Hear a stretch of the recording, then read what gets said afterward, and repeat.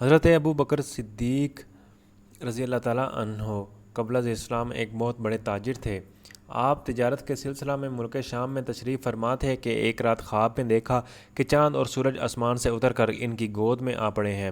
حضرت صدیق اکبر نے اپنے ہاتھ سے چاند اور سورج کو پکڑا، اپنے سینے سے لگایا اور انہیں اپنی چادر کے اندر کر لیا۔ صبح اٹھے تو ایک عیسائی راہب کے پاس پہنچے اور اس سے خواب کی تعبیر پہنچی۔ راہب نے پوچھا، آپ کون ہیں؟ آپ نے فرمایا، میں ابو بکر ہوں اور مکہ کا رہنے والا ہوں۔ راہب نے پوچھا، کون سے قبیلے سے ہیں؟ فرمایا، بنو ہاشم سے۔ اور ذریعہ معاش کیا ہے؟ فرمایا، تجارت۔ راہب نے کہا، تو پھر غور سے سن لو، نبی آخر الزماں حضرت محمد رسول اللہ صلی اللہ علیہ وآلہ وسلم تشریف لے آئے ہیں۔ وہ بھی اسی قبیلہ بنی ہاشم سے ہیں اور وہ آخری نبی ہیں۔ اگر وہ نہ ہوتے تو خدا تعالیٰ زمین و آسمان کو پیدا نہ فرماتا اور کسی نبی کو بھی پیدا نہ فرماتا۔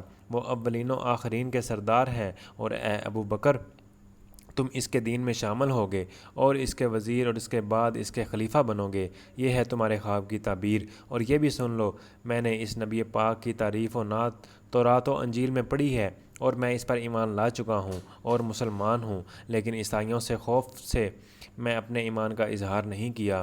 حضرت صدیق اکبر رضی اللہ تعالیٰ عنہ نے جب اپنے خواب کی یہ تعبیر سنی تو عشق رسول کا جذبہ بیدار ہوا۔ آپ فوراً مکہ معظمہ میں واپس آئے اور حضور صلی اللہ علیہ وآلہ وسلم کی تلاش کر کے بارگاہ رسالت میں حاضر ہوئے اور دیدار پر انوار سے اپنی آنکھوں کو ٹھنڈا کیا۔ حضور نے فرمایا، ابو بکر، تم آ گئے، لو اب جلدی سے کرو اور دین حق میں داخل ہو جاؤ۔ صدیق اکبر نے عرض کیا کہ کیا بہت اچھا حضور، مگر کوئی معجزہ تو دکھلائیے۔